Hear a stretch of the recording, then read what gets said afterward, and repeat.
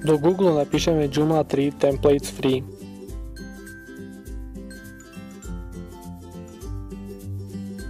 Nájdeme si stránku joomla.com a otvoríme ju.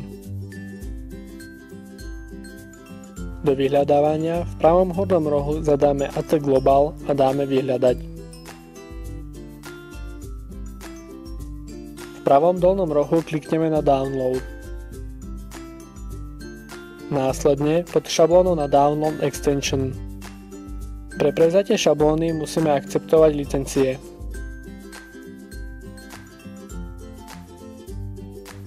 Prihlásime sa do administrácie Joomly.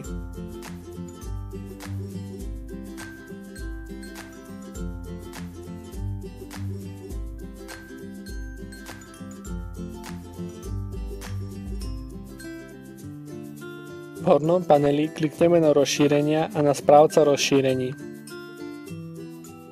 Následne klikneme na vybrať súbor, kde nájdeme súbor s názvom @global free v5 a klikneme na otvoriť. Potom stlačíme nahrať a nainštalovať.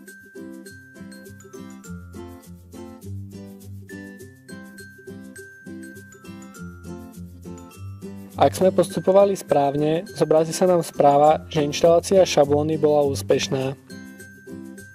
Klikneme v ľavom hornom rohu na znak Joomly. Následne klikneme na správca šablón. V riadku, kde sa nachádza šablóna s názvom @global free, klikneme na hviezdičku, čo nastaví šablónu na predvolenú a následne klikneme v dolnej časti na zobraziť web.